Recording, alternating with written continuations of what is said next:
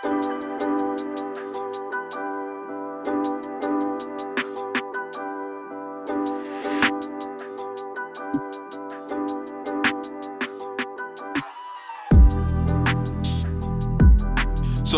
Philippians chapter number 2 is where we'll be in just a moment.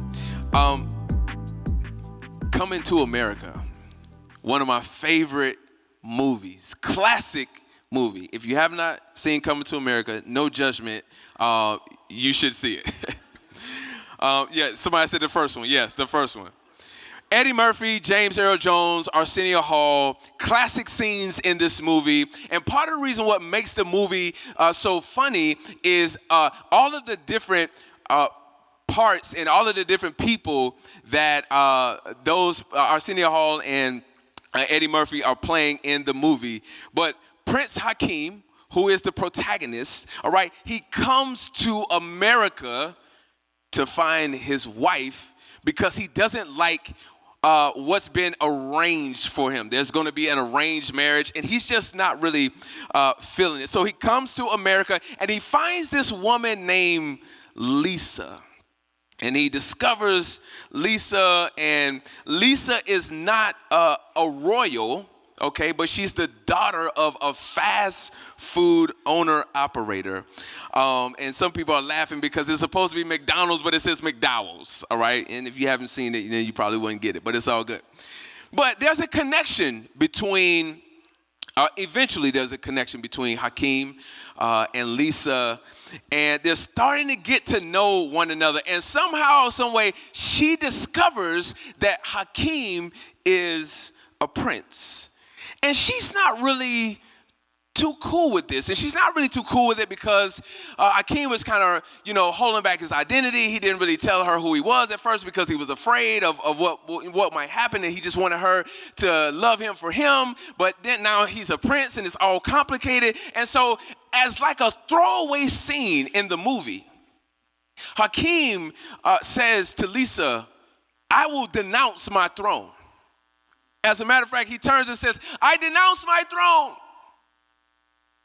And he's trying to tell Lisa that, listen, none of these things really matter. What matters is you. And my motivation for denouncing my throne is because I want to be with you. Now, this didn't really happen in the movie because they got to the end and she said, would you really have denounced all of this? And he says, absolutely, I will do it right now. She said, nah, that's all right. But here's the thing, this is actually happened and is happening in real life right now. I read this article, matter of fact, just this past week, about a Japanese royal in Vanity Fair. Her name is Princess Mako. And Princess Mako is marrying her college sweetheart, who is not a royal.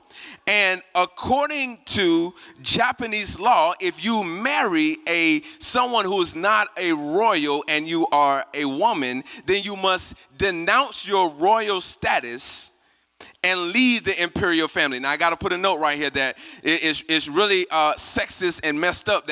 That's not the same for men, but this is what's placed on women. Now, that's another sermon for another day, but I did need to make note of that.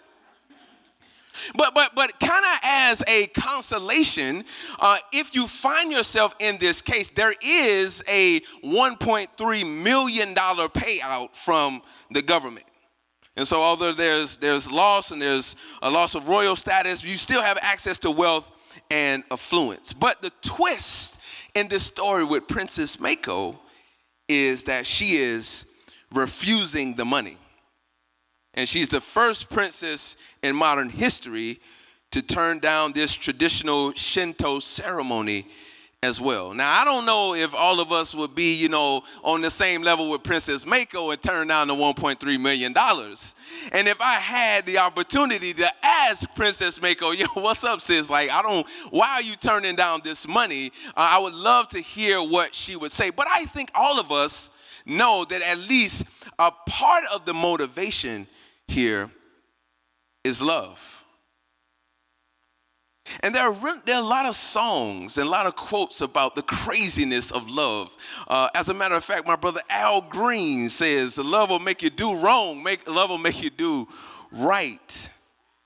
And listen, in the world that says it's all about you, do you, promote selfish ambition, leaving money and status on the table, that's not how we get down.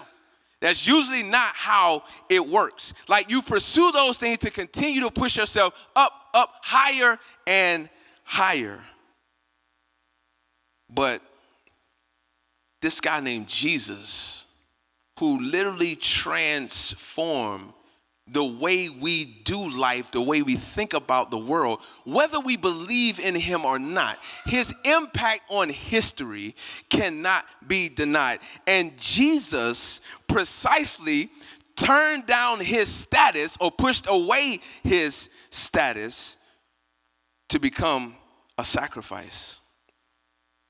And the story we call the gospel is God in the flesh, who is Jesus, who came to rescue and redeem and restore us. And Jesus puts on human flesh and sacrifices himself. Now, I had the opportunity to teach theology to freshmen in high school last year. And one of the questions that several students asked in several classes is, Mr. Joshua, how is it, or why is it that Jesus or that God would come in the form of Jesus to die, when if he's God, he could just literally snap a finger and start over? That's what I would do. And I'm like, that makes a lot of sense. But the story of the gospel and the story of the Bible is a story of a God who's pursuing his creation because he wants to be in relationship with his creation.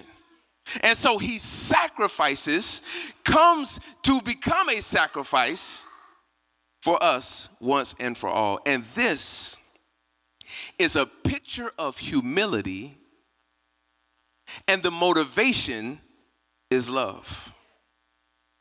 And that's what I want to focus on this weekend as we continue this second part of our series, We Are Hope Baltimore. I want to talk about humility, which is the second of 6 values. So we have 6 weeks where we're going to be talking through just the values of Hope Baltimore, just to set the stage and the foundation of who we are becoming, or who we desire to be. And humility is the second of these values. So as we transition to Philippians 2, this is a letter that's written by a guy named Paul, who is an apostle. All an apostle did was establish these small faith communities like Hope Baltimore.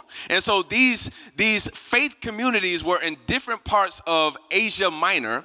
And so he's writing now to this group of Jesus followers about Christian discipleship. Basically, what does it mean to follow Jesus? And how do we navigate following Jesus in a different ideological world? A world that has a different idea about how to do life. And so in Philippians 2, which is actually one of my favorite passages in the entire Bible, is where Paul is elevating these very unusual priorities. And they were unusual for then, and they're unusual for now. So follow along with me. 4 verses, Philippians 2, starting in verse 1. I'm reading from the CSB version, which might read a little bit different than the translation you have. It says, if then there is any encouragement in Christ, if any consolation of love, if any fellowship with the Spirit, if any affection and mercy, make my joy complete by thinking the same way, having the same love, united in spirit, intent on one purpose. Do nothing out of selfish ambition or conceit, but in humility consider others as more important than yourselves. Everyone should not look to his own interests, but rather to the interests of others. And so I want to use for a subject this weekend for this message, we are pursuing Christ's humility. And if you ask the question, who is Hope Baltimore, or what is this faith community about, last week we talked about being Jesus-centered, and this week we're talking about the character of Jesus and pursuing his humility. Now, I didn't think it was appropriate. Last week we said we are Jesus-centered. This week I didn't want to say we are humble, because you just don't pronounce yourself humble. That's what you want to be said about you. That's not what you say about yourself, which is basically pride, which is the opposite of what it means to be humble. So we are pursuing humility. Let's not get off track here. Let's jump back into what Paul has written to these Jesus followers and really examine it, because I think, you guys can tell me if you think I'm tripping, but I think what Paul is saying here is very problematic. This is a problem. And these key verses, especially 3 and 4, he's talking about humility and don't pursue selfish ambition. Instead, look to the interests of others. Now, I don't see a whole lot of that playing out. Maybe it's just me. And listen, the only time this sounds good to look to the interests of others is when they got the same interests as you. Oh, you like seafood? I like seafood too. Oh, you like hip hop? Love hip hop. Oh, you like graphic novels? I love graphic novels. Oh, you like, hanging out? You're a night owl, or whatever the case may be. We like to be with people like us. And we like to pursue the interests of people like us. Why? Because it's easier. It's problematic, what Paul is saying, to consider the interests of others, because that's not how we live. That's not how we roll. That's not the currency of this world. My daughter Jocelyn, who's sitting in the front row with my wife, she just started high school, all right? And she is telling us every single day about, what's going on in school, and she's really enjoying it. And one of the things that she was really excited about are the clubs at school. And I remember being excited about, just different opportunities to engage. And so you guys know how this works. They have clubs, right, for different interests, right? They're basically affinity groups. But guess what Jocelyn didn't tell me? She didn't say that there was a club that was solely existed for the interests of other people. We're going to get together and we're going to try to serve other people. We're going to work to get together for the interests of us. No, that really doesn't even make sense, right? It's kind of confusing. That's kind of not the point, okay? Because it's not how we roll. And what Paul is saying goes against our current culture, and it went against the ancient culture at that time. Because, let me give you context and help you understand.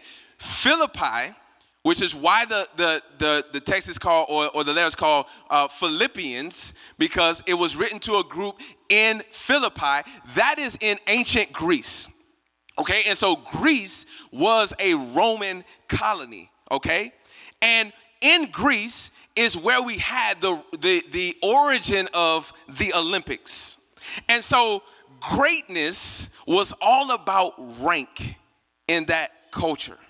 In Greco-Roman culture, recognition was everything. And so that's what you lived for, was recognition. I don't know, maybe that sounds familiar to our culture today. Well, it's all about recognition. It's all about where you went to school. It's all about who you know. It's all about your family name. It's all about who you're connected to. It's all about Instagram likes and if you got the blue check or not, or all of those sorts of things. It's about recognition.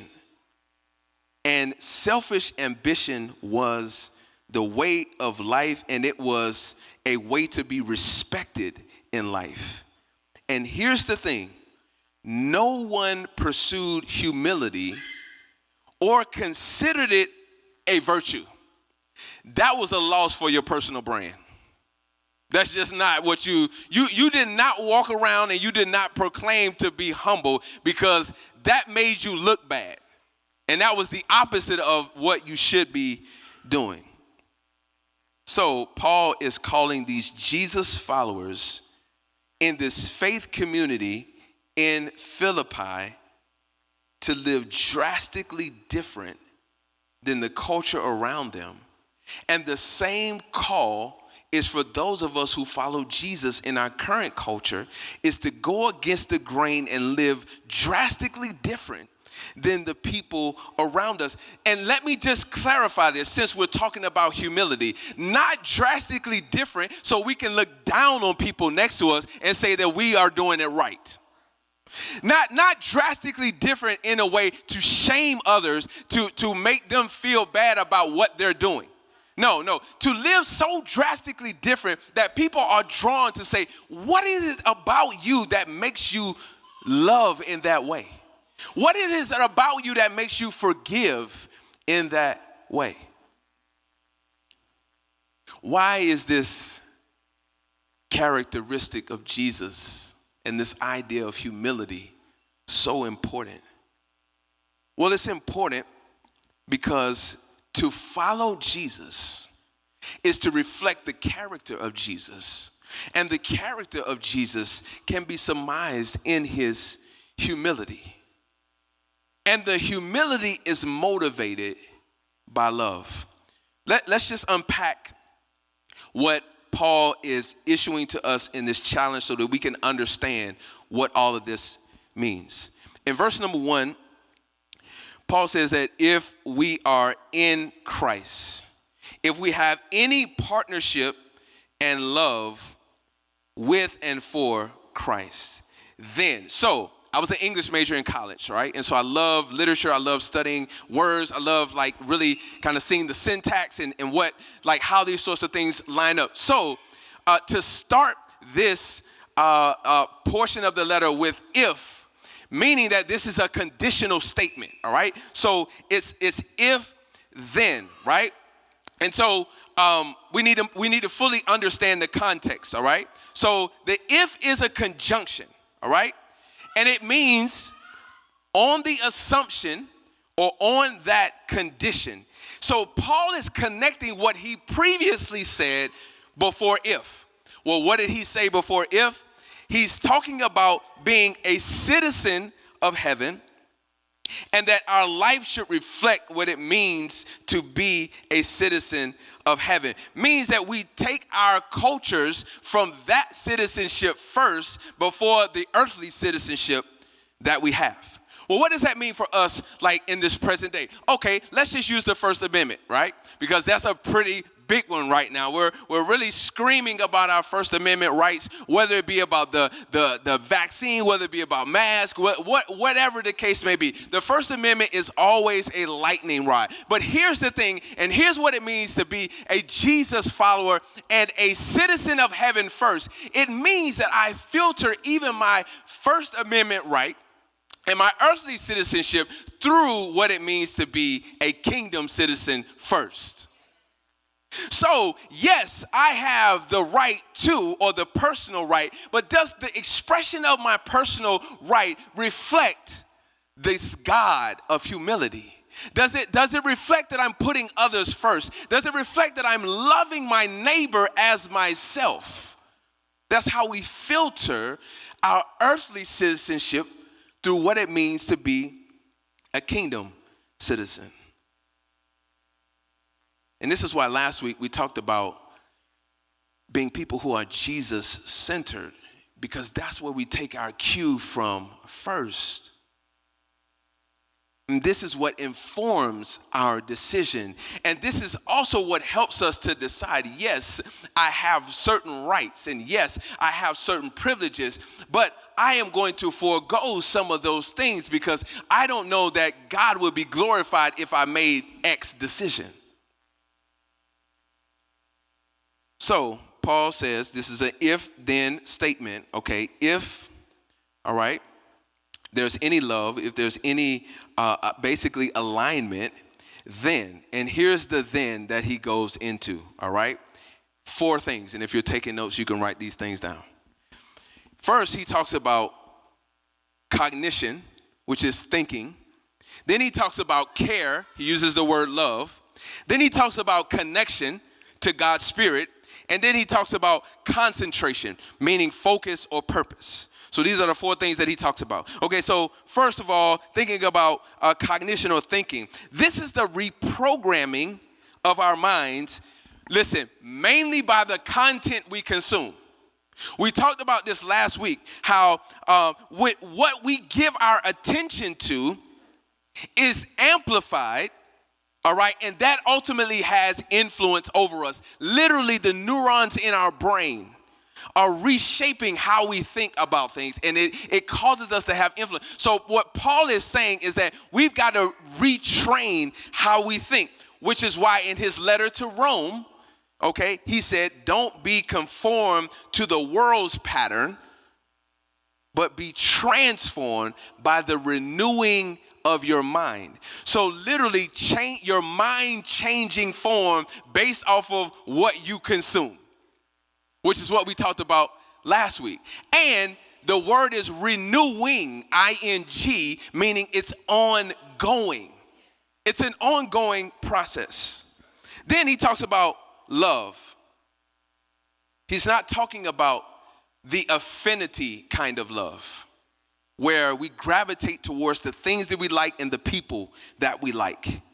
He's talking about this sacrificial love, the lay down my life kind of love. Because this is what Jesus did, and this is what makes the gospel story the most powerful and the most unique. Because even historically, if you go back and you research this idea of theism, whether it's polytheism or monotheism, like Christianity is the only one of sort where there's an actual God that loves the creation, that wants to be engaged with the creation, that sacrifices on behalf of the creation. There's no other story that is as compelling and as powerful. And then he says we have to have a connection to God's spirit. Because there's no way that we can really be humble on our own. Think about it. There's no, what is motivating you to be nice to somebody that's mean? I mean, we've heard it before. Oh, it's nice to be nice. And yeah, okay, that sounds good until somebody's yelling at you or giving you the finger or whatever the case may be. Like, what's motivating you to be humble in those situations? It has to be the power of something else. And Paul is saying that it has to be God's spirit. And this is why New Testament theologian N.T. Wright says what Paul is literally calling us to is laughable. Like, it's laughably impossible to do in our own power without God's spirit at work in us. And then lastly, he says we need to have a focus on a purpose, one that's bigger than ourselves. And for those of us who follow Jesus, like, he is that purpose. It's in him and being like him. So one question I have is, so overall, what does this mean for us individually? What does it mean for us collectively? Well, I think 2 things. Number one, if we're not Jesus-centered, which what we talked about last week, and we're not aligned with him, there's no way we can prioritize others. There's no way, because Jesus is the example of that. I mean, think about it. Like, you're going to come down from heaven and you're going to become a sacrifice for people who are going to literally kill you. Yeah. It makes no sense. But we're gonna look at what Paul says about that in just a second, and why that's important. So number one, if we're not Jesus-centered, and we're not aligned with him, we can't prioritize us. And then I think secondly, what this means for us, particularly as those who follow Jesus and those of us who are aligning with this Hope Baltimore vision, is that we're going to work to prioritize investing in and promoting the well-being and the growth of others, our community, and the city. I need to shine a light on this just really quick. Notice what I said. We're going to work to prioritize investing in and promoting the well-being and growth of others, the community, and our city. We're not invested in promoting the brand of Hope Baltimore. We're not invested in that, because what makes Hope Baltimore what it is because we follow Jesus. That's it. So we're not interested in getting, 25,000 people to follow us on Instagram. If that happens, okay, but that's not going to be our pursuit and our goal. This is not a personal brand thing. We're invested in promoting the well-being and the growth of others, not the promotion of ourselves, which is what the Greco-Roman culture was about, and frankly, what our culture is still about. It's not about our gathering. It's not about our brand. It's not about our platform. It's about Jesus. And being humble enough to say that it's not about us.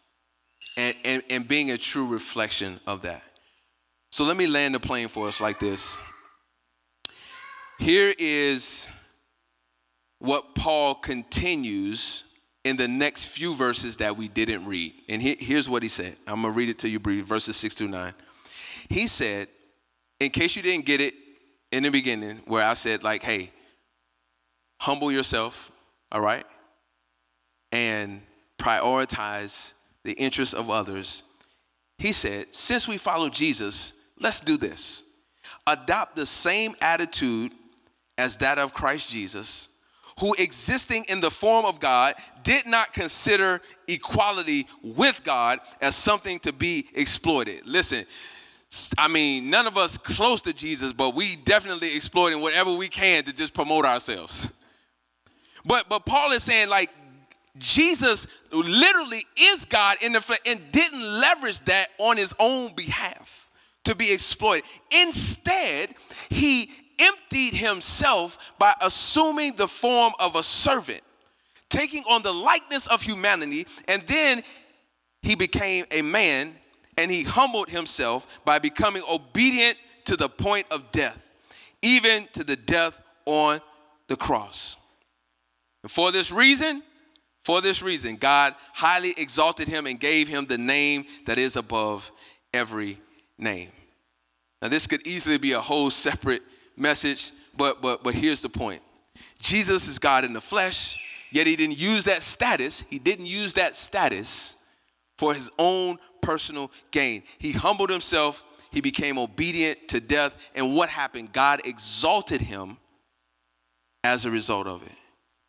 In other words, our world is about greatness. And the greater we are, and the greater that we can pursue. That's how we live. But here's the thing. This is not a message about not pursuing greatness. Because Jesus even said, there will be greater things that you will do in my name. Which I'm still trying to figure that out. But that's what he said. But here's the thing. It's not about pursuing greatness. And I'm not trying to make anybody feel bad about the things that you've accomplished and the things that you are pursuing. But here's the thing. And I love what Brian Laritz says. He's one of my favorite preachers. He says, the problem is not the pursuit of greatness. The problem is where we're fishing for it. Jesus understood to accomplish greatness that was ordained for him, it required obedience. Sorry that I just cursed. Because obedience is a curse word for many of us. Because we live in a culture that promotes our own individuality and it's about us. And so to submit and be obedient, that ain't what we do. It's hard if we're going to follow Jesus and not submit to the things that Jesus calls us to, which are difficult things. And here's the thing. I believe the reason why the church often doesn't reflect the humility of Jesus is because we're more interested in being right than being in a right relationship. I can just put some money in the meter and park right there. Because all of the messaging we're seeing, all of the aggression, all of the loud yelling and screaming, all of these, we're seeing a lot of people who say they follow Jesus, and they're not interested in loving their neighbor. They're not interested in embracing people who are different than them. They are interested in being right and telling you that you're wrong and you need to get on the right side. Which is interesting to me because that's not the spirit in which Jesus came down with. If everybody was wrong, if all of us were in need of a savior, if all of us needed to be redeemed, then all of us are wrong, right? But that's not the spirit in which Jesus came. He came in love. He came as a sacrifice, proving that being right is not a prerequisite to being in right relationship. Can I say that again? I'm going to just read it.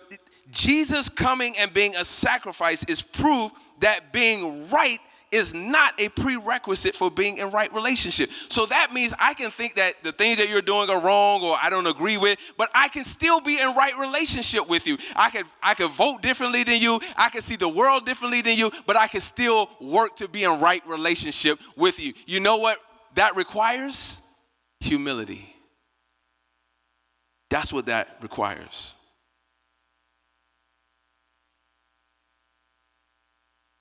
How can we follow Jesus and not humble ourselves in the same way that Jesus did? Our world, whether we like it or not, is a world that promotes supremacy. And I know that's a tight word right there. But that's the kind of world that we live in, that promotes supremacy in some form or another. It's about one-upping people. It's about being in power and having control. That's supremacy. When Jesus is calling us to humility. And listen, the reason we struggle with unity, because you hear a whole lot of, listen, when it hit the fan, we want to be unified. We want to sing kumbaya and all. When it hit the fan, we want to be unified, but here's the thing. Like, we can't really be unified or exemplify unity without humility. It just isn't possible, because we have to humble ourselves sometimes in our own personal interest to be in unity and community with others. And the problem with humility is that it looks like weakness, it looks like giving in, and it looks like insignificance. And then we also have this thing called anxiety and anxiousness that we deal with in our world. And the anxiousness that we have sometimes is calling us to try to make things right, all right? Because things are out of order and we want things to be back in order. And so our anxiousness, according to certain research, causes us sometimes to even choose narcissistic leaders to help calm the things that we feel like need to be right. So you ask the question, if we know that humility is such a great characteristic, if we know that it exemplifies great leadership, then why don't we regularly choose it? It's because we have this anxiety around us and we're looking for things in our mind to be settled and right a certain way. So we choose people that they have our same agenda, even though we might not agree with their character. That's in business, that's in politics, that's down the list.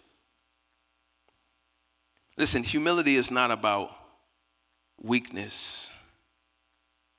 It's about meekness, which demonstrates strength. And this is what Jesus was all about. And it's also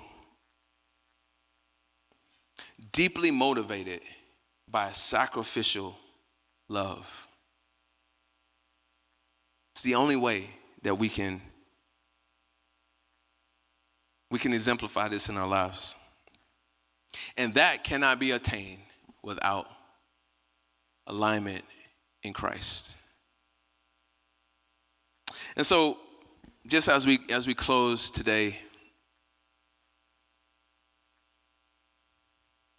I had two thoughts. One, just thinking about how hard this is for us and how strange it is to embody this character trait in our world. And I wanted to just pray, have a moment of prayer for all of us, because whether we're a follower of Jesus or not, we could all exemplify more humility. I'm just saying it won't get past a certain threshold without Jesus. It just won't. And then the second thought is, honestly, an apology to the damage that people have received on behalf of those of us who say we follow Jesus. And they haven't experienced humility. They haven't experienced deep sacrificial love. And if that's anyone in this room today, whether you say you follow Jesus or not, I want to offer an apology, because that's not the Jesus of the scriptures. That's not his character. And I hope that this faith community that we're calling Hope Baltimore is a reflection of that. And we want to invite you into that, to become a part of that, to invest in that, and to help us to reflect that in this local community and as far as we can take it.